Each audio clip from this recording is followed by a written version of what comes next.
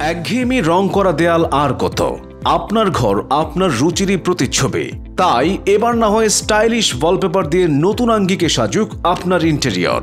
আপনার চাহিদা অনুযায়ী অভিনব ও এলিগেন্ট ডিজাইনে আপনার ঘরকে নতুন আবেশে মুড়ে দিতে ইউনিক ওয়াল ডেকোরের প্রফেশনাল, দক্ষ ও 12 বছরের অভিজ্ঞ টিম সর্বদা প্রস্তুত।